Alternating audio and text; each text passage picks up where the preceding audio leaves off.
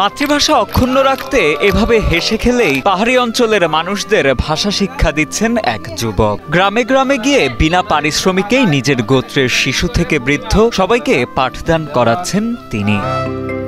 হাজং ভাষা ও সংস্কৃতি টিকিয়ে রাখতে বিগত ৭ বছর ধরে ব্যক্তি উদ্যোগেই মানুষের বাড়ি বাড়ি গিয়ে ভাষা শিক্ষা দিচ্ছেন নেত্রকোনার দুর্গাপুর উপজেলার কুল্লাগড়া ইউনিয়নের গারো পাহাড়ি এলাকার খুজিগড়া গ্রামের অন্তর হাজং। আমাদের মাতৃভাষার কোনো বই নাই, এজন্যই আমাদের মাতৃভাষা আর কি শেখা হয় না। অন্তর জানান, ভাষা রক্ষায় তিনি ছুটে গিয়েছেন নেত্রকোনা, শেরপুর ও সুনামগঞ্জ সহ দেশের অনেক পাহাড়ি এলাকায়। শতাধিক গ্রামে গিয়ে শিশুদের হাজং ভাষা শেখানোর চেষ্টা করেছেন। সরকারের কাছে দাবি জানায় যেন অতি দ্রুত আমাদের যে হাজং ভাষা সেটি পাঠ্যপুস্তকে লিপিবদ্ধ করা হয়। দিনমজুর বাবা মায়ের ঘরের সন্তান অন্তরের এমন প্রচেষ্টাকে সাধুবাদ জানান গ্রামবাসী থেকে শুরু করে সমাজসেবী, শিক্ষা কর্মকর্তা, এমনকি সাংস্কৃতিক ব্যক্তিবর্গ।